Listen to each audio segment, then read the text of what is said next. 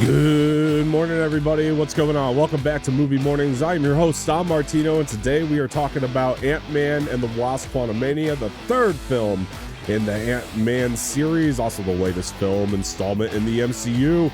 I'm very excited to talk about this here today. It's going to be a lot of fun. I have a lot of thoughts on this movie, that's for sure, that I wasn't able to talk about in my non-spoiler review. I'm happy to preface everything that I was talking about in that here, but also with me talking about this movie. I have no idea what he thinks about it yet, is Mr. Jose Espinel. Jose, how's it going?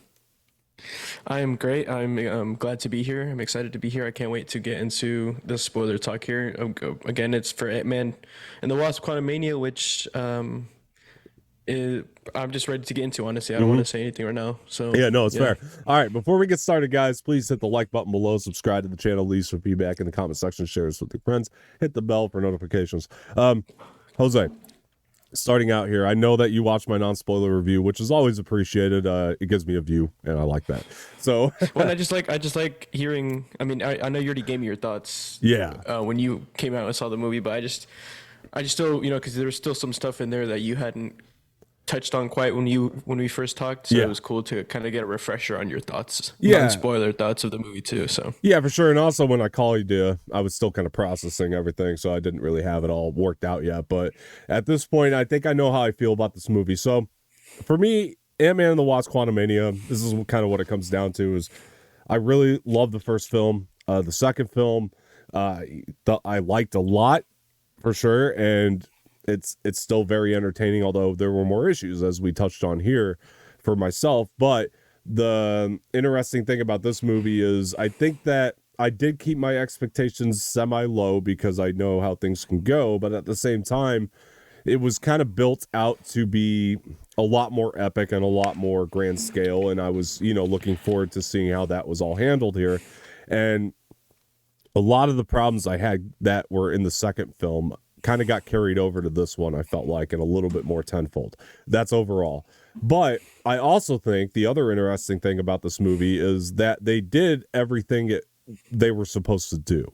Like, everything that I think this movie needed to do, it does, but there's a lot of other things it does that it doesn't need to do. And that's kind of what bogs down my overall view of the film. But that being said, because I've heard a lot of this, I don't think this is a bad movie. I don't want anybody to think I think this is a bad movie. I think movie is fine. That's where I'm at. I don't think this is bad at all.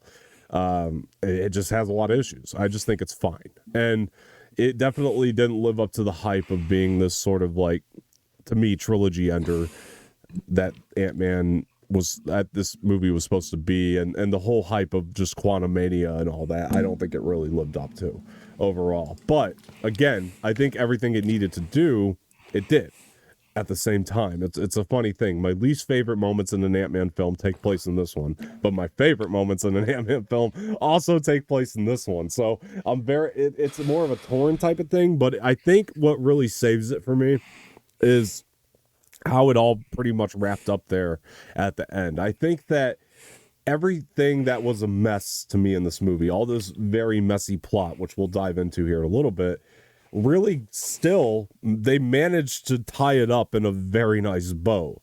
And I think that the ending really saved a lot of this movie and is kind of what tipped the scale to slightly more positive leaning than slightly more negative leaning for me. And if it didn't get tied up as well as it did, I probably would have tipped negative on this, but luckily the ending tipped it positive, and that's how it became a might go for me.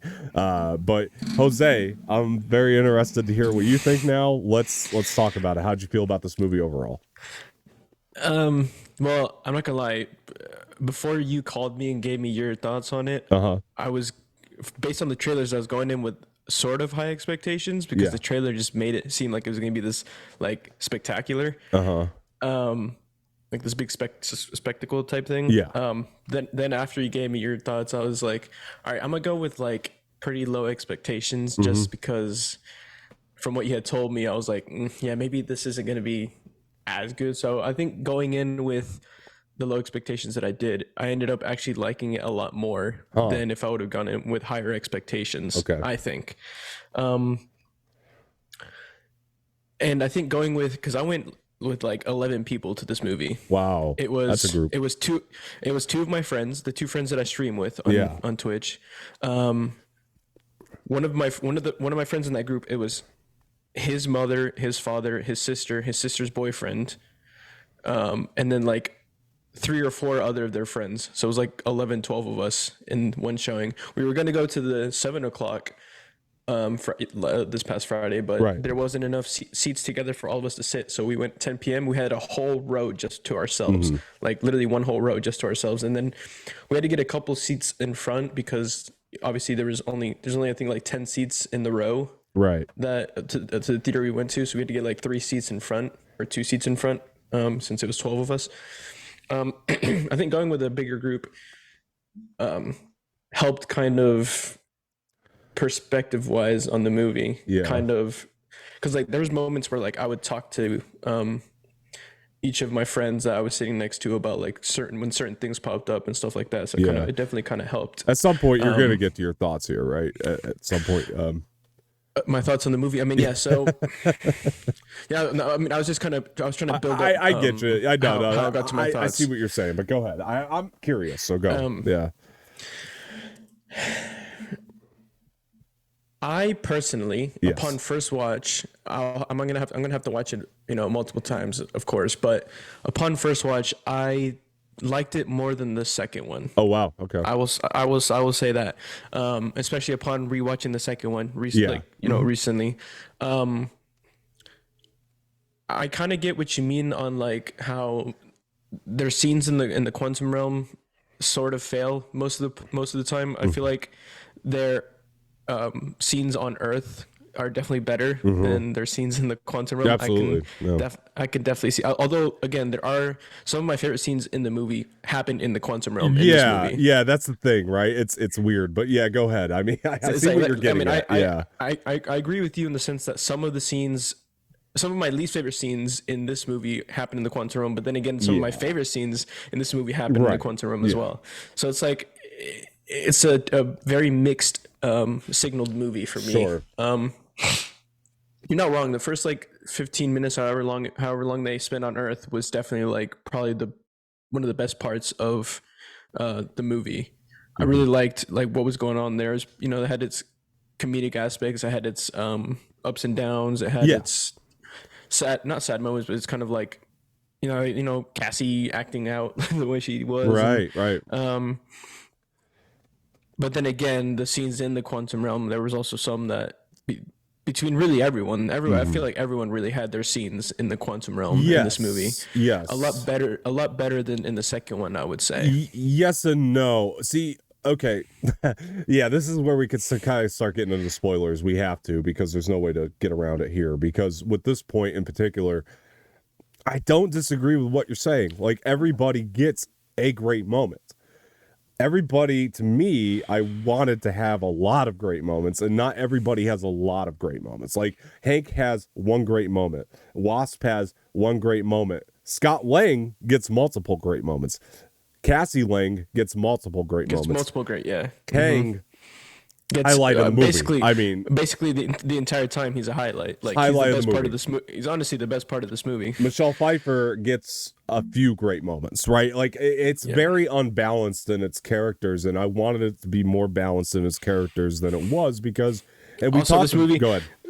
This movie should not have been called Ant-Man and the Wasp Quantumania. No, it should not have been. You're right. It should have just been called Ant-Man Quantumania, like, because the Wasp was barely in this, like, or you could have added something after Ant-Man, but at least just Ant-Man Quantumania, because it should not have been called Ant-Man and the Wasp Quantumania, because she barely did anything in this movie, honestly. Let's even pretend though that like I can forgive that title, because you're right, it's not fitting, but let's pretend like I accepted that title. You still have this big problem with this movie where it's just completely unfocused either way, because I think going back into what we were saying about the first movie, Peyton Reed thrives on that simplicity that the first movie had. He is so much better as a filmmaker. In this film, it shows when he's focused on characters and not world building and trying to do all this other stuff he was trying to do with the quantum realm. Like, when he's focused on in particular character moments and trying to give them moments. That's when the film shines. When you try to just do these grand scale things, it falls. That's where it really falls flat for me.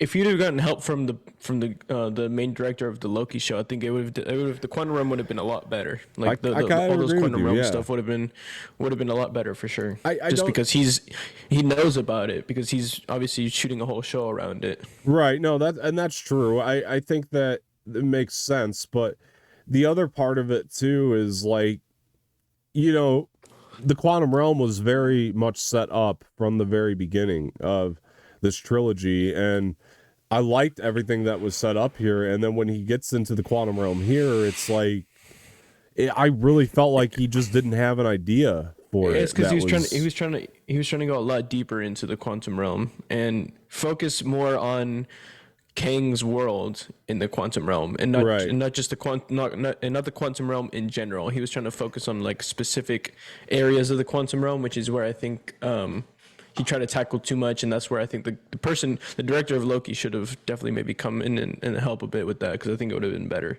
Well, yeah, and let's talk about that, because there's a lot of explaining in this movie. Too much. There's too much explaining going on. Bill Murray's scene went on way too long. He's explaining way too much. There's too much going on there, and I think his character was wasted, in my opinion. Also, I mean, like you said, I think the scene was dragged long, like way too long. It could have been a lot shorter. And I don't know, I just didn't really find enjoyment in that particular scene with Bill Murray in it. Like, don't get me wrong, I liked seeing Bill Murray in the movie. I just didn't, that scene just didn't really hit for me. Right. Like, if it would have been shorter and the explanation was shorter, I feel like it would have been better. You still would have been able to get your point across in a lot shorter of an explanation. Yeah, for sure, dude. I wasn't on board with all the explaining that they had to do. And Michelle Pfeiffer is great in the movie, by the way. She sold me on Janet like I wanted her to. And the problem with her, though, is that the exposition with Kang, it's exposition. It's a lot of there's stuff in there that definitely you needed to explain, but it was a lot of unnecessary exposition in there too that went on for way too long. And at least with her big moment there where she's explaining everything, they did show us flashbacks, at least in that, and we got a little bit of more context that way too. So there was visual context for it, but I wanted a lot more performance work in those scenes for sure, and we didn't really get a lot of that. And that to me was the unfortunate part of the way that Janet was used in the film, because yeah, Michelle Pfeiffer is so good in the movie. And the thing that really started to bother me, it didn't take long for the Quantum Realm stuff to bother me, because they get into the Quantum Realm and immediately you're throwing like Scott and Cassie into this area that's very much like it's all these tribes, and Katie O'Brien's a good actress, but she did not need to be in this movie for the stuff that she was doing. It was just so wasted. You got this great talent and then you waste them. So things like that just baffled me. Another thing that I just really did not like about this movie was sort of a lack of consistency of things that had come before in terms of Luis and his whole trio. Where the hell were they? Stooges. Ridiculous to me that they didn't at least make like a cameo appearance of sort or something like that. Yeah, like that was an odd choice to me to just not have them at all. On the other hand, though, I think that the chemistry between Scott and his daughter is fantastic in this movie. Paul Rudd, I definitely agree. I definitely agree with you when you told me that like the stuff between Scott, Cassie, and Kang, like I needed like that stuff was all like amazing. I absolutely loved the scenes between them three together. Like their chemistry, the three of them together, was just every single time I saw them three on the screen together, I was like, yes, give me more of this, because it was phenomenal. Honestly, yeah, agreed. Now, another character that I think was wasted, MODOK. Well, yeah, and we're going to get into that. Because I guarantee the second that you saw MODOK on the screen, you were probably like, "Oh, Dom's gonna hate this," because you know how I felt about Darren in general. I called it because then when I saw your non-spoiler review and you said it, I was like, yeah, I called it. Yeah. You know how I feel about Darren in general. And so as a reveal, I actually didn't mind it, to be honest with you. I was going to say, I didn't mind the reveal of MODOK because MODOK's a cool character. It's a cool character in the MCU. I feel like the way that they went with MODOK and the person that they got to play MODOK, it was just, as you said, I mean... Well, I didn't like it. There was an opportunity once they revealed that it was Darren and it was going to be Corey Stoll. I said there was going to be an opportunity here to give Corey Stoll some redemption for the performance that he gave in the bad. I thought was not the best approach to Darren in the first film, and I was like, you can make him much more villainous here now that he's MODOK, and you could do a lot more. So I didn't mind the reveal of it, except for the face that they just stretched apparently and didn't even they didn't try to make it a big head. They just took his regular size head and stretched it out into this thing, and it looked fucking awful. It looked really bad. it was horrendous, honestly. And on top of that, they didn't even try to redeem Darren. They just gave him those cheesy elements and did them tenfold. They didn't try to make him any more villainous than he was. And if anything, they turned him into a hero at the end. Which, fine, if you want to do that. But the other part of that was I'm sitting there listening to oh gosh, at least I died an Avenger. What the fuck is wrong with you?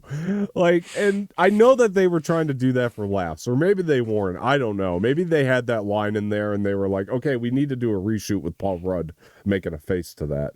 I don't know what they were trying to go for with that scene. Didn't work for me. I'll tell you that. The other thing, didn't work at all. Honestly, when he said that, I actually cringed inside. I super cringed. It was awful. I did not like that line at all. Yeah, the other part of that too is when Hank sees him for the first time and he's like, what the hell happened to you? I don't think that was supposed to be funny, but I laughed because I agreed. He looked horrible. I don't think that scene was supposed to be funny, though. I really think they were trying to make... Michael Douglas was working hard to sell that one, because... and you just can't. You can't sell it as this powerful thing of what the hell happened to you? Gosh, the MODOK stuff is baffling to me. And it's so unnecessary. I'm sorry. That it was so uncalled for. And I don't mind them wanting to bring in MODOK. It makes sense, but the way they played it, oh man. Gosh, and I hate to say it because I think Corey Stoll is such a top tier actor. I really do. But I don't know why they decided to just... They wasted him in every single movie that he's been in for Ant-Man. God.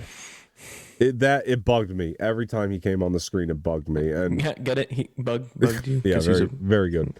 It really did. It bothered me to oh my gosh, to the nth degree. I mean, it was terrible. It was terrible. And I'm baffled that this is the decision they made with MODOK. But look, outside of that, like I said, the quantum... So honestly, Paul Rudd and Scott and Cassie, they were the best, honestly. They made the movie along with Kang. Yeah. And Kang, yep. One of the things we talked about with the first two films is how Scott hasn't had great hero to villain chemistry in the past. I think that's something that they've failed with. But in this one, yes, they nailed it because, and I do kind of feel bad for Paul Rudd a little bit here because I think he's really trying to make this movie as great as it can be. You could see in the acting, he brought some really good acting chops to this, and I feel like the fault isn't even necessarily with the actors; it's with the writing. It definitely is the writing. When it comes to these Ant-Man movies, it's definitely fault to the writing. Because based on these movies, I almost prefer Ant-Man, Paul Rudd's character Scott, more in feature movies than in his solo movies. He's almost one of those to me. Yeah. Except for in this one, because in this one I could tell that he was really putting one hell of a performance on. And he was trying his hardest to really nail. He gave it his all in this movie, man. He really did, and I feel bad that the rest of the movie didn't match what he was doing in the film, because, man, you really get those like fatherly instincts from him in these moments, like when Kang is threatening Cassie, and like you see the dad come out. You know what I mean? The protective dad, and I loved that so much. Which, let's talk about that scene really quick with Kang and Scott and Cassie, where he's where he has them both locked up. Oh God, that was amazing. That scene, gold. Everything done there, the acting from Jonathon Majors, Paul Rudd, everything he was doing, Cassie, having to become this, scared child in a moment was so incredible, and I love that so much, dude. That was all perfection. I wanted this whole movie to feel like that, and it didn't. And look, man, I also really like the scene whenever they were both huge and then like they started running towards each other and they hugged each other. That was a really good scene too. I really like that one. Yeah, that wasn't bad. The one that I really loved, I actually even liked when Cassie was projected like in a big way, and she was like giving her whole she was giving that message. I thought she did very well with that, and that was one of those visual tricks that didn't come off overly cheesy to me. It actually looked really good. I did. A lot of the other Quantum Realm stuff, on the other hand, not so much. It almost gave me, it's crazy. It almost gave me this whole, most of this, I guess parts of these movies in the Quantum Realm gave me like Star Wars vibes with the whole projection to his army of troops, and the rebellious teen taking over and giving her message to the rebels. Well, them dropping by a cantina. I mean, there was a lot of like, Star Wars influence. I'm not gonna lie. I think I saw it at one point in the movie. I think it was for a split second. There was a ship that was flying by that looked like the Millennium Falcon. In this movie, I think I saw it, and one of my friends pointed it out too. So I think there was, if I can remember correctly, which was really cool to see all the Star Wars influences in this movie. Yeah, and I don't mind them taking inspiration from that at all. Those were some of the moments that were highlights for me too. The ones that were like you could see where the inspiration came from. The problem is you just got to do it right. And I think like the other thing about the Quantum Realm is I called it in my review visually obnoxious, and that doesn't mean like visually bad. It just means visually there's so much going on. There's too much going on visually. It's busy. Cinematically, it's beautiful. It's one of the most beautiful. And by visually beautiful, I mean like the stuff that they show. Well.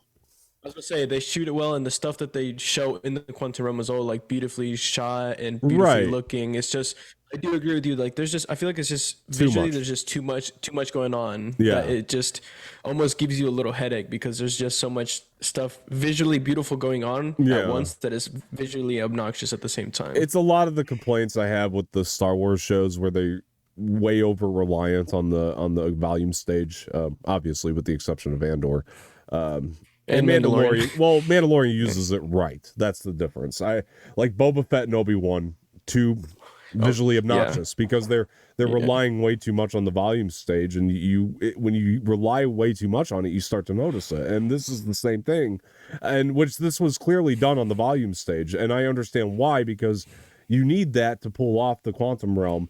I just wish a lot more about it was built, and practically built too at the same time, because there are things that like they had a really great opportunity to make scenes look better and to really make myself as the audience member a lot more immersed in the world, and they just don't take those opportunities to do that. And part of it could be them trying to save money. I don't know. And that's understandable. But on the same hand, like, you have set a precedence. I just watched Wakanda Forever again the other day. That whole movie. Yes. So did I. That looks fantastic the whole way through. And visually stunning. It's amazing. And they built an underwater city.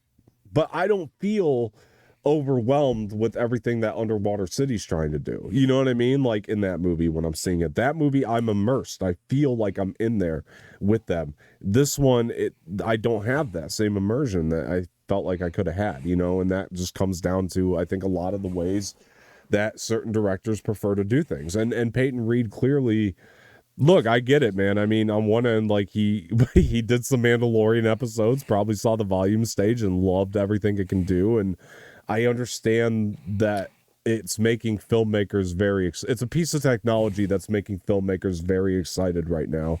But I think we've just seen too many examples at this point where they're almost getting too excited and too reliant on it. And so Right. like I'm torn on that, because like on one end I understand the decision, on the other hand I didn't like the decision as a viewer of that. And so it's very difficult for me to try to put it into words. And the other thing where I really noticed it all kind of falter, by the way, I like the third act of this movie all in all, with the exception of the MODOK stuff. I do like it. But when you're watching this like big battle begin to go down, that's where I really started to look at the volume stage and say, this is fake. You know, I feel like I'm watching Attack of the Clones right now. Like, this is horrible. Like, the look of it just doesn't work because of it's fake, man, and you know it's fake. And that's the thing. And it does give, though, this ending, this third act, it gives Hank Pym this incredible moment with the ants, which I like that because it plays off of that What If episode with Hank. I don't know if you recall that one. Oh yeah, where it almost like it shows you Hank Pym is the most dangerous guy in the universe, you know, in a lot of ways. And I like that they played that and gave that to Hank here in the movie as kind of a wrap up. But again, it was like these types of moments were missing from the rest of the film. That's for sure. The other thing that it did is it gave Wasp her fantastic moment coming back to get Scott. It was great. And this fight scene between Scott and Kang, I far prefer this to the one that we got at the end of the second movie with Ghost.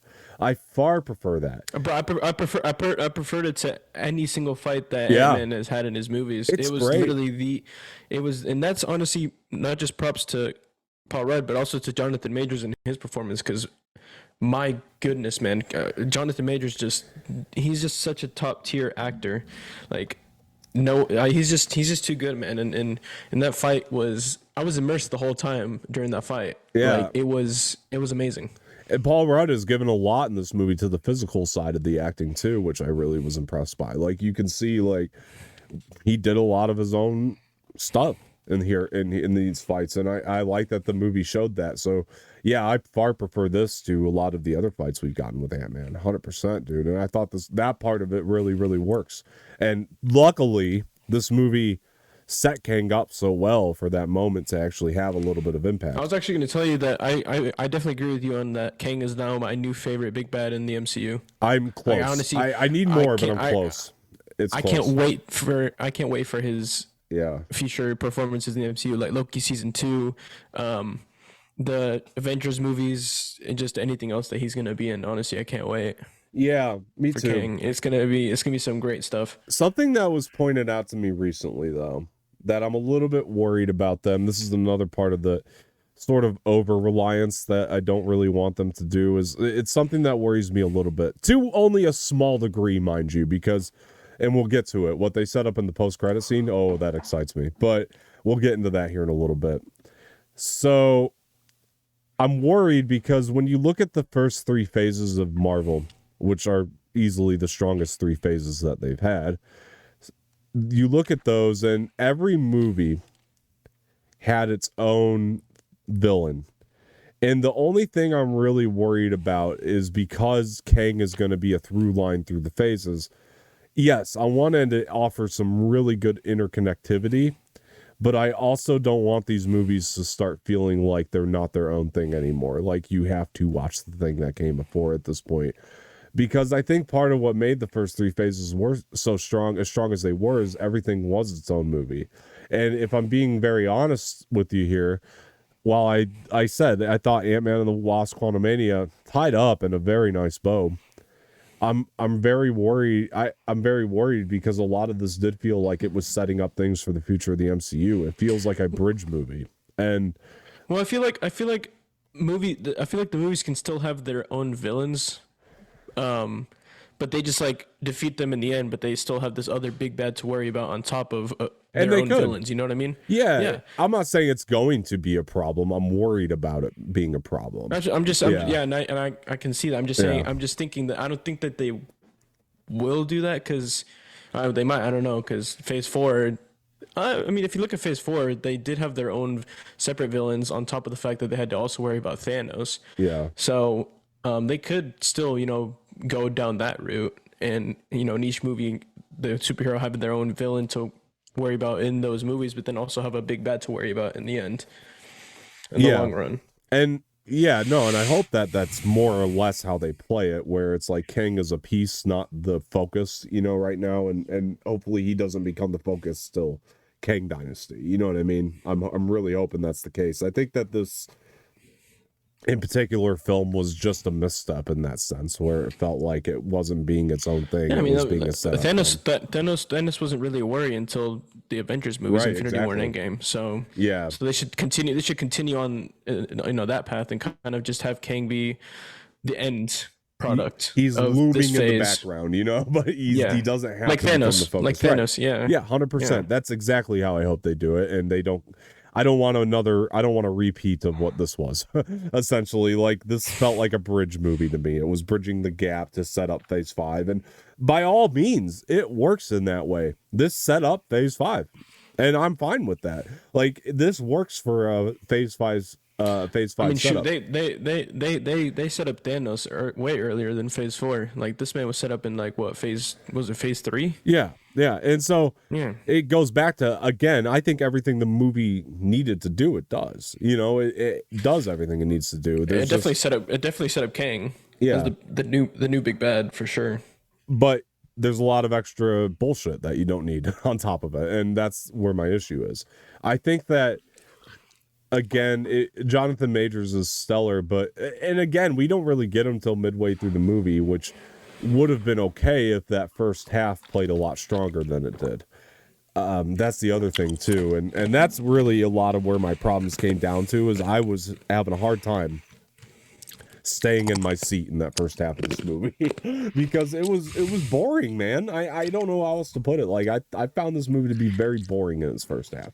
And it didn't really. I almost found it like the lines that they wanted to pass as jokes. I almost just found every single one of them cringe. Honestly, like I did not like the jokes that they were trying to pass on in this movie. For the most part, I honestly can't remember. Besides the one where Hank asks MODOK what happened to you, that's about like the only one that really actually made me laugh. Everything else was almost just cringe when they try to pass something as a joke. Now, I like in the first 20 minutes, there's like this big emphasis on the family side of things. I like the emphasis on that's what I mean. Like that whole like kind of crack in the family relationship between Scott and Cassie was really cool to see. That Scott's like, I saved the world and I don't have to do anything else, and then Cassie's like, well, there's still people out there that need help, and they had this like real crack in their relationship. But then, as the movie progresses, they end up actually growing closer because it's like a life or death situation almost. Yeah, I wanted that emphasis more though. That's the only problem. And when you look at the first half of the movie in the quantum realm, anyway, it's almost like Peyton Reed was making two different movies here. He was making the Pym movie and the Lang movie in a way when you think about it. And and I felt like those two movies didn't go together. Like everything that was happening in the Pym movie, Scott Lang did not belong in the Pym movie, but yet we were getting scenes with him. And when you think about it, like he didn't fit. Like, and I don't mean that as an insult to Paul Rudd's work, because when we get him, he's good. In the Lang movie, he's not good in the Pym movie. That's kind of my problem here, is like it feels like he was trying to do a different thing with everything going on with the Pym family part of it. Not in the beginning, because in the beginning they mesh well, but when you get to the quantum realm and they separate, the Pym movie doesn't feel like the Lang movie, and they were mismatched in one movie. It was really odd until it came together at the end, of course, like I said, because the third act finally brings it together nicely. But you do have this huge separation, and I talked to a couple other people who liked this movie a little more than I did, and like they were saying like they were wondering if I liked sci-fi, and I love sci-fi. Sci-fi was not my issue with the movie. I want to make that very clear. I like sci-fi that's a little bit more straightforward though, and not such a cartoon. And granted, when I'm watching Ant-Man, I do expect things to be slightly more cartoonish feeling, but this one just, it didn't mesh, man. I think a lot of the cartoony aspects didn't mesh with the, because on one end you're introducing all these cartoonish elements. MODOK is a big example of that. But on the other hand, you have the least funny Ant-Man movie that we've seen, and that was on purpose. I really feel like they were trying to make a more serious Ant-Man, and in some ways it works. And like I said, once you get into the Kang stuff and it plays, it works, the seriousness of the film. And I felt that. I felt the tone shift, and I love the tone shift. But, man, you can't try to do that and then try to mesh in jokes. And I'm not trying to accuse this movie of being overly funny, because it definitely wasn't Love and Thunder level, where we had way too many jokes. I like this movie more than Love and Thunder, personally. I think same, that this is 100%. I don't want anybody to misunderstand what I'm saying and like try to think I think this movie was Love and Thunder, but we're in this middle of the third act, and I hate to keep harking or keep beating a dead horse here with the MODOK stuff, but you got MODOK in there, and it's a joke in this serious moment, and that's more or less like where my bother came from with this movie. But on the same hand, I like the balance of comedy and serious drama more than I have in other films. You know what I mean? Like, it's really tough to kind of quantify my feelings with this movie in a way. Nice. Yeah, thanks. It really is, though, because it's a mixed bag. You know what I mean? Like, the definition of this movie is a mixed bag, where you're getting half a movie you love and half a movie you don't, and it's a mixed bag that wrapped up nicely. That's the best way to put it, because the ending where I loved it, where Scott didn't really know if we were out yet, he was almost second guessing himself. In his head, he was like, is he actually gone? Yeah. Did I just do something bad? It's like, yeah, it was awesome. Almost like funny. It was also funny to me that, him like debating in his head, like whether or not they actually won or not. It was actually kind of funny. 100%, man. It was funny. And it was done in a very Scott Lang way that I felt like was consistent with everything we know about the character today. And getting employee of the century. Yeah, that was funny. Oh, Agent Wu, I loved that they were having dinner together. That was fantastic comedy. That's the kind of comedy I love. Bringing it back to Ant-Man and the Wasp, when they were like, "Oh, do you want to go get dinner together?" And the whole joke that they did in the second one, and then finally actually having dinner. I thought it was really funny. Yeah. I missed, unless I forgot that they were in it, but I missed Cassie's mom and her husband. Yeah, they weren't in the movie. Yeah, I wanted to see them too in this movie, man. That was another one that just faltered. Yeah. But okay, more I'm thinking about it, this is the best way I could describe my issues with the movie. The more I'm thinking about this, so I'm satisfied with what happens in this movie overall. Like, I'm a satisfied customer when it comes to what this movie delivered to me, what it explained to me, what it gave me. I'm unsatisfied with the execution of all that, though. That's where my problems are. It's not what it delivered, it was the execution. Except for... Yeah, I can be on board with that. Except for Kang. Kang was executed well. I don't know if that makes sense, but that's really where I'm at this point. No, he would. Honestly, like, with the exception of Paul Rudd's performance, Cassie, and Kang, honestly, besides that, everything else is just not executed to a perfection. And that's just, I guess, writing and also directional. Like with the directors and all that other stuff. It just faltered there. Overall, it's a movie. Like I said, I enjoyed it. Yeah, I thought it was. It's fine. A cool movie. It's fine. It's a mixed bag that wrapped up perfectly. It did. Like you it said, did. that's the best way, honestly, you can explain it.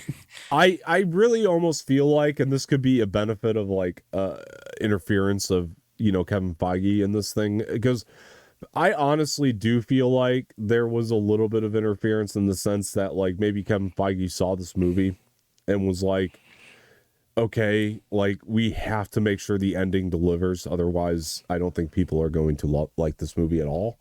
I feel like there was a little bit of that going on, because you're right, dude. Like, and I did notice, I think that there was a new writer that was brought into the writer's room for this one, when I was looking at the credits. And so I don't know if that had something to do with it, but something about this movie felt very off the entire time. Like, I don't know how to explain it any other way. You're right. I think a lot of it was the writing, though. And to be fair, there were a lot of bits that I did laugh at. You know, there were a lot of bits that really made me laugh, that were supposed to make me laugh and works. There were a lot that didn't, though, too. Like, there was a lot of comedy that made me cringe and didn't work. And so that was not good. I don't know how to explain it any other way. I don't know if my feeling is a feeling of confusion or what it is, really. It's just more or less like, where was the consistency? I felt like, again, the second film is a downgrade to me, but I felt like it was consistent, you know, with Ant-Man. I don't know. But this movie has made 120 mil so far in this weekend. Yeah, good for it. Yeah, with a $350 million budget, so we'll see what happens. We'll see. This movie, you know, it's crazy. This movie has a lower score overall than Thor: Love and Thunder. Yeah, it's wild. But so is Eternals, and I like that one a lot more than this, to be honest. But the thing that I would ask you, I did want to know, like, because we were talking so much about Janet and learning a lot more about her and Michelle Pfeiffer, which, again, I think Michelle Pfeiffer did very well. I don't have any issues with her performance. My question is, like, are you satisfied overall with what we got in terms of explaining her quantum realm experience when she was there?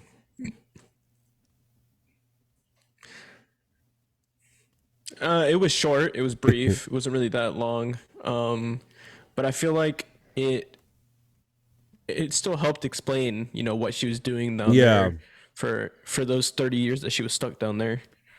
Not only did she have an encounter with King and make his little teleportation ball thing expand. Yeah. You know, she had relations with Bill Murray's character. So it was short, it was brief, but I mean, could it have been longer? Maybe. Would it have, you know, clashed with the movie overall? Maybe. Yeah. I mean, who knows really, but I think like what we got was a good enough explanation of, you know, what happened to her down there those 30 years that she was stuck in the quantum realm. Yeah, that's a lot about that's another issue though then for me, because okay, yes, I agree with you. Like, I'm satisfied in terms of my understanding of everything that happened. Like you said, it was good enough.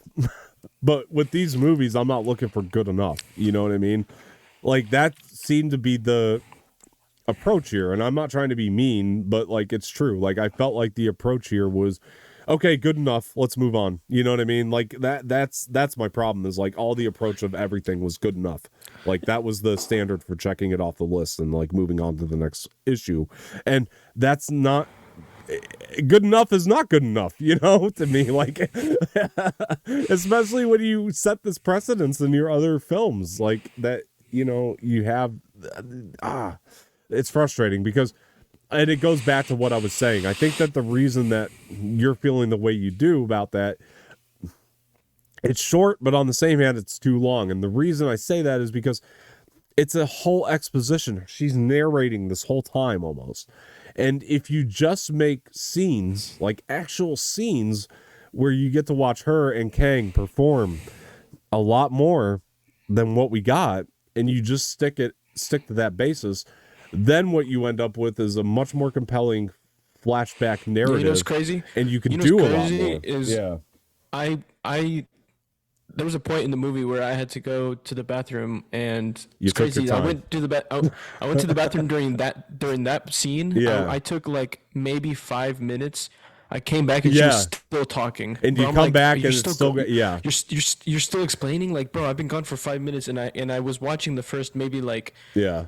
8 minutes of her explanation. I leave to the bathroom for 5 minutes, come back, and she's still talking. I'm like, Right. bro, this is too long. Why did you make it this long? That's the worst though, too, man. And that's happened to me in many movies in the past where I've gone to the bathroom during a scene that I felt like was going to be a little bit more laggy, and then like I come back and it's still dragging on. I use the best example I can give is Mary Poppins Returns, a movie I quite enjoyed, by the way.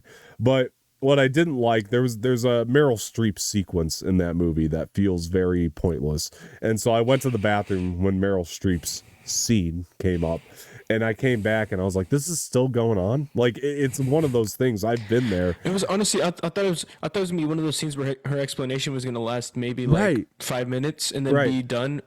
Then it like 8 minutes, another 3 minutes pass. I'm like, she's still going. All right, let me go to the bathroom, come back, and she's still talking. 5 minutes later, she's still talking. I'm like, bro, what the fuck? Right, and there's just not. You don't need it, man. You don't need so much talking. You know, like in this movie. Like, this movie honestly could have thrived on the focus of the characters, the performances, and trying to flesh them out that way rather than a lot of talking, you know, and explaining how the quantum realm works, what happened in the quantum realm. Another part that I liked that was pretty trippy was when Scott was shrinking down to subatomic size to, you know, shrink the ball again, and like there was like 30,000 Ant-Man, and then the Wasp comes into, and there's like 30,000 of her. That scene was like kind of pretty funny. And, I did like that too, actually, because that was a lot more. That was more of the craziness I wanted this movie to do. You know what I mean? Like that kind of craziness. Because you're in the quantum realm, so it's like it needs to be crazy. No, yeah. And like I honestly like I it's probably a movie you haven't seen, but I referenced in my mind. When I saw that, in my mind, I was kind of referencing Army of Darkness. Like, I felt like that was the inspiration for that scene. And Army of Darkness is the third film in the Evil Dead trilogy. And I think that this movie should have been more Army of Darkness than whatever the hell this was. Because, like, honestly, that's a much better way to do the quantum realm, is to give that kind of craziness to it, to where it's like that sort of sporadicness, to where it was something we saw in the trailer, granted, and so I knew that was coming, but it went so bonkers. I like bonkers. You know what I mean? Like, I want to point this out. Like, I like bonkers. I'm a man who's here for the bonkers. Give me the bonkers. Like the sequence in Doctor Strange when they're going through all the multiverses, and that's bonkers. I like that bonkers, you know? Give me more of that, man. To the point in the first one or the second one? So in the second one? Second one, when they're doing all the multiverse stuff, and like it's changing between they're a cartoon at one point. I was like, oh, that's the. They were like underwater. They went through like a paint universe. Ironically, Army of Darkness is also a Sam Raimi film, and Doctor Strange was as well. It almost feels like Sam Raimi should have directed this one, because of like this would have actually benefited from his sort of bonkersness. Honestly, like. And that's I do like the inspiration from like the Raimi style here, but I just didn't feel like it did enough of it. And like when it was trying to show quantum realm stuff, it was boring. It needed more bonkersness, you know, to me. Like it needed to be more bonkers like that, because I did love that scene with Scott and all the Scotts that we had and all the Paul Rudds. And the other thing that's really important to point out there about that scene is it gave Paul Rudd a chance to really perform, because not all the Scotts were the same, you know, and I really enjoyed that. Well, yeah, there was literally a Baskin Robbins Scott laying there. Yeah, who didn't become Ant-Man and just worked which was hilarious. Baskin Robbins his whole life. Yeah, it was really funny. Yeah, I liked that scene a lot, and that was one of the points where I was. That was a scene that like almost like it gave me a jolt of energy when it happened, you know, because I like shot up from my seat and was like, oh, a movie, you know. I was really thrilled with that bonkersness of it. And another scene that really made me laugh was when the pink glob got like shot a bunch of times by Kang's people, and he's like, I have holes, and then he started like eating up all the that scene to me, I started laughing because he was like, how do you have holes? And then and the mind reader was another one that like the chemistry between him and Scott Lang in that little scene when he got kidnapped kind of made me laugh too, because it was almost like please stop thinking that. And then Scotland was Yeah, like, that was funny. okay, yeah, like that stuff was funny too. Like Yeah. that bouncing off chemistry between them two was also pretty funny to me. I did like that. That was funny. And also the pink glob is David Dalsmatian, by the way. So they did use him in the movie at least. But he was voicing over something else. So I'm glad they at least had him, because that scene was funny. The mind reader stuff was hilarious. I also, another one, I didn't love the Bill Murray scene overall, but one of the points I did like is when they were talking about him and Janet. And I called that, by the way. She was banging Bill Murray. I called it. I don't know how I called that, but for some reason that came to my mind in our last 30 discussion. 30 years in the quantum realm, I wouldn't be surprised. Yeah. So that was funny. I did like that mention of that and Hank's reaction to it. That was like one of the things on the Pym side of it that I did enjoy, where he was like, "What?" And then she's like, "I have needs." 30 years in the quantum realm, I have needs. Come on. Right. And then Hope was like, "Ew." Yeah. No, that stuff played really nicely. Oh, and then Hank was like, "Oh yeah, I went to dinner once with this woman." And then Hope's like, "Is this really the time, guys?" Yeah. No, that stuff worked. Yeah. That was the one part of the Bill Murray segment that I enjoyed, because it did make me laugh. Also, to Michael Douglas's credit, and a lot of this was pointed out to me in the beginning, while I wanted him to do so much more in the movie, he did play older. I like that. He's Grandpa Hank now. I like that. Yep. He feels that way. I like that they look at Cassie as a granddaughter to them too. That was really. I was gonna say, because Janet didn't really play much of a grandma in this one. She played especially when she got into the quantum realm. She was playing Janet from the quantum realm 30 years ago again, but older. Like it was. Yeah. It really does make me want Marvel to do one of their special presentations about just the Hanks or the Pyms and the Langs, because I just want to see them act on a day. You know what I mean? Like, what's a day like in their family life? I want to see a 45-minute special on that. I would watch that. Doesn't have to have any action or anything. Just show me them, because that's when the movie's the strongest, is when you're playing into that family aspect of them. That's what I love. And they don't give us enough of it. They almost really showed us not a full day in their life, but like they showed us a bit of a day in their life. Yeah, I wanted more. Cassie's been going to jail a couple times.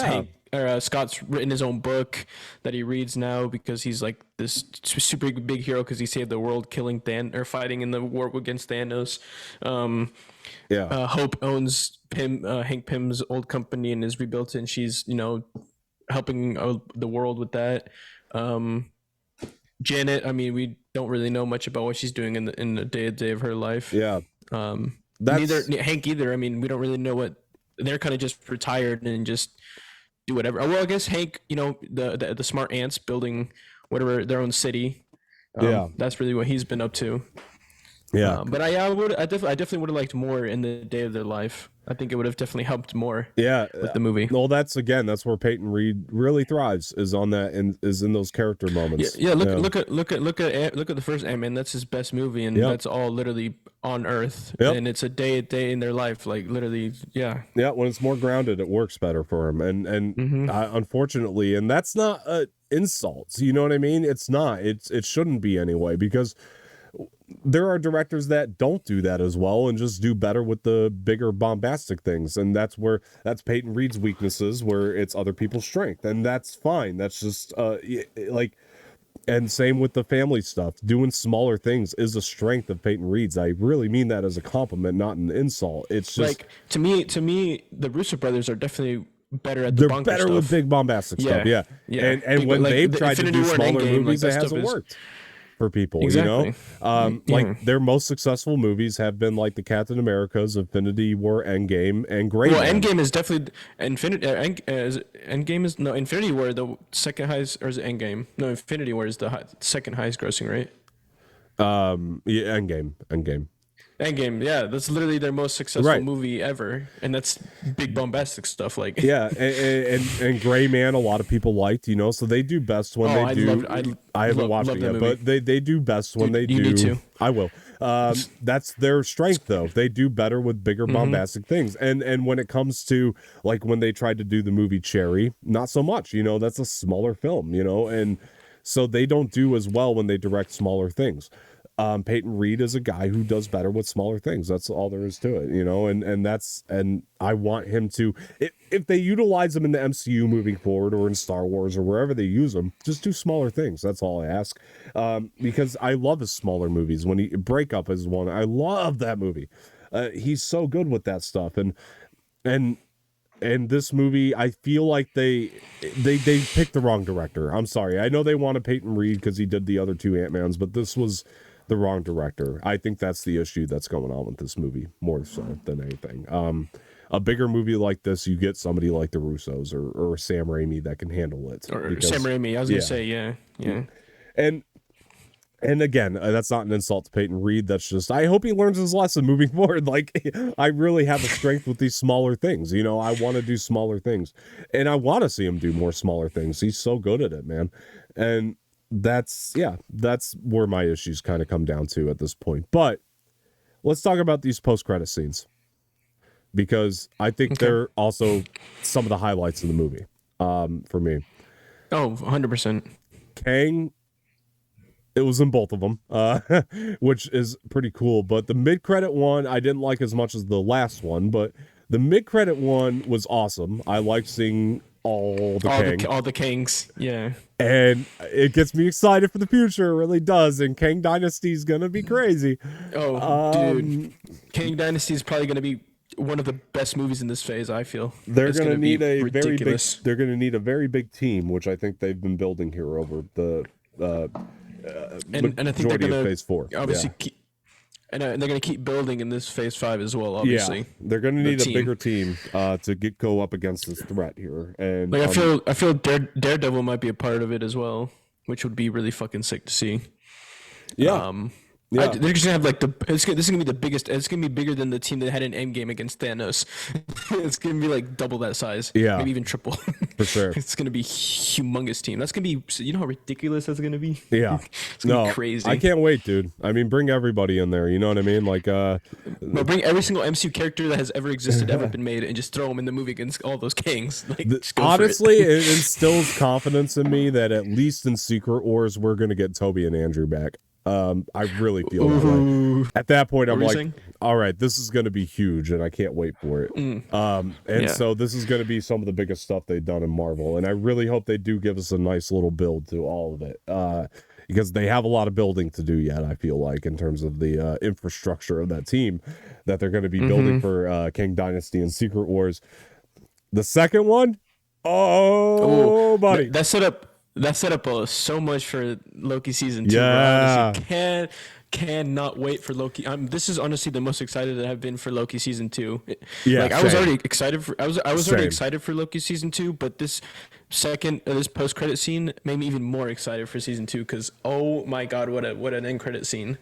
The aesthetic of that was so cool, though. By the way, it was so old. It was so old timey, you know, like 60s jazz, like, you know, like 50s jazz almost type. It gave me really a really cool, nice feeling. I love seeing Mobius again. I was about to say, I love seeing Owen Wilson back again as Mobius. That was phenomenal. Tom Hiddleston as Loki I just loved seeing them two again. Yeah, I mean, honestly, Owen Wilson's Mobius is one of my favorite additions in Phase 4. So I'm just same. More of that character, please.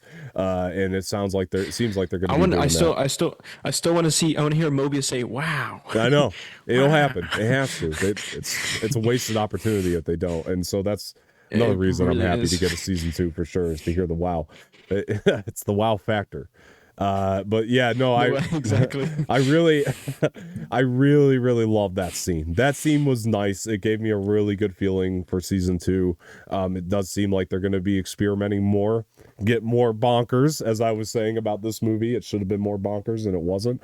And this looks like it's going to give us that. And so, yeah, I'm crazy excited for season 2 now.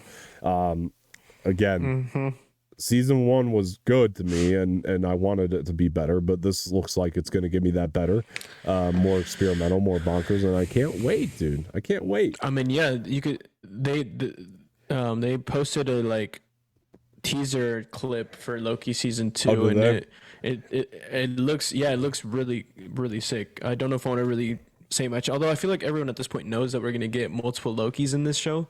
Oh this new season coming. I which figured. that's stuff that I can't wait to see. I think it's gonna be absolutely crazy and ridiculous to see. 100%. And I mean, not just, and not like his different versions from like the season one, but like they all look the same. Like they're literally the same Loki, and they all look the same, which is gonna be really cool to see. Yeah, I think one of those writers, this is like way off topic, so I apologize, but one of the writers from Loki season 2 was supposed to be doing a Star Wars thing as well. I don't see that happening anymore. I'm pretty sure that was like broken by one of the trades at some point, that they were doing a Star Wars thing. I just don't see it anymore. Maybe they were working on Taika's movie. I don't know. I don't think it's happening. Regardless. Sorry, way off topic, but it just reminded me. I was like, wait a minute, season 2's coming this quickly. Weren't they supposed to be working on a Star Wars thing? And I don't know. It was maybe, I think it was Kevin Feige's movie. Whatever movie Kevin Feige's going to oversee for Star Wars, we'll see if that happens, was supposed to be done by one of the Loki writers. I don't know. Sorry, way off topic there, but I just don't see it coming. Yeah, I honestly, in terms of Star Wars, I don't even know what to believe at this point anymore. We'll figure it out. All right. But yeah, dude, no, that scene got me so excited for Loki season 2. I hate to say it, but that post-credit scene is one of the highlights of this movie. It's one of the reasons you go see it, because it's really, really fun. Well, honestly, for me, both end credit scenes for me are highlights of this entire movie. Yeah, sorry, that's what I meant. Yeah. Because the first one gets me excited for the Avenger movies going forward, and then the second one just hypes me up for Loki season 2. So, yeah. Yeah. Honestly, all right, guys, look, we're gonna get out of here, but this movie's fine. This movie's fine. That's where I'm at. I'll give it a Mike. I was gonna say I'm gonna put it in like the higher end of Mike Go. Really, I'm in the lower end of Mike Go, but I'm still Mike Go. I'm in the higher end of Mike Go, just because I mean, if you want more of the Quantum Realm and you really enjoyed the Quantum Realm, then definitely give it, because like I said, visually stunning, beautiful Quantum Realm. Right. It's really, I mean, honestly, I'm in the higher end of Mike Go because of Kang, Scott, and Cassie. I love That's that really stuff, but the reason why I'm in like the higher end of Mike, just because Kang in general was just so phenomenal in this movie. I feel like he's just really, but honestly, if you don't really want to spend like the $18 or whatever to watch in the theater, wait you can for Disney honestly Plus. just wait for and you can watch an IMAX. You can watch an IMAX enhanced. Like it's really true. Yeah. Well, that's something I wanted to talk about really quick. I'm glad you brought that up. Just let me touch on this really quickly. IMAX, I am a big proponent of IMAX. I don't think it's necessary for this. I got to be very honest with you. I was gonna say, the theater I went to, remember I told you it didn't really specify whether it was IMAX or not. It had the same quality as IMAX. Like it was 4K resolution. It had 7.1 surround. But it wasn't really like, because I know IMAX. Aspect ratio was standard. Exactly, it was a standard aspect ratio, which honestly, to me, I don't feel like the movie. It's not. Like there's much. I of a saw it difference in between IMAX. and It's not necessary. I really don't feel like they utilized the IMAX ratio to the degree that they could have. Like the first few movies, they utilized the IMAX ratio great, and that was another disappointment for me. This one, they didn't use it to like give those really cool perspective shots. When it came up, it felt like, why? And that was a real big disappointment for me. Like obviously the IMAX ratio is always going to give you more, don't get me wrong, so having it for IMAX enhanced on Disney Plus will be cool and all. It's just not like a necessity. They didn't use the IMAX ratio as a part of the art for this movie, which they have done with Marvel movies time and time again, and I found that to be extremely disappointing. Like it didn't add anything to the artistic value of the film this time around, and I wanted to mention that, so I'm glad you brought that up. That was another disappointment for me in the IMAX, and oh well, I guess, I mean, you go see it in standard, honestly, if anybody is going to go see it, but that's why I'm in the lower end of Might Go right now. It's like, okay, I do want people to watch it, but if anything, you could wait for Disney Plus, and I think you won't be like, this isn't one of those like, you got to get out there and see it, folks, for sure, because it definitely I mean, has. yes, it's not by any, it's definitely not by any means a must go You're or a not missing masterpiece much at all. No, yeah, you're not missing much here, and there are nah. scenes that you're going to want to see eventually, but you're not missing much. So that's why I'm going to say might go.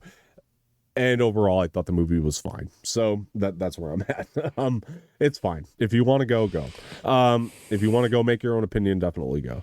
All right. Look, that's been our review for Ant-Man and the Wasp Quantumania. I could tell we were both slightly disappointed either way, even though you're a little bit more positive than I was. We're both clearly disappointed a little bit by this. So definitely was a huge burn. Jose, I know you have an injury going on over there, but what what could I popped my hip. Popped my hip. I saw that. I was like, whoa. Where can people find you?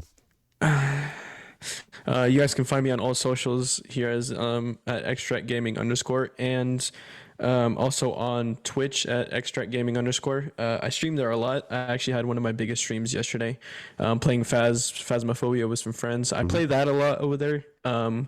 I do a lot of reaction streams, and actually on Saturdays I'll be doing Star Wars games. I'm actually planning on doing Knights of the Old Republic this coming Saturday on my stream. Kind of just playing anything Star Wars that I can until Survivor comes out, so I can stream that as soon as that comes out. But go ahead and check me out, because I'm having a lot of fun over there and building a pretty cool community. All right, make sure you go follow Grandpa over there before he pops another hit. But here we go. We're going to get out of here. You guys can also find me on Twitter and Instagram. On Twitter at Dom_Martino_. On Instagram, Dom_Martino_ official. And make sure you follow the Extract Media pages on Extract Media on Twitter and Instagram. It's over here. Yeah, guys, let us know what you thought of Ant-Man and the Wasp Quantumania. I know that there are a lot of people. I talked to people that really love this movie, and that's fine. I'm happy for them. I really do hope you go and have a better experience than I did with it. So thank you guys so much. I appreciate it. We appreciate it. Thank you to Jose Espinel for being here, and we will talk to you guys later. See ya.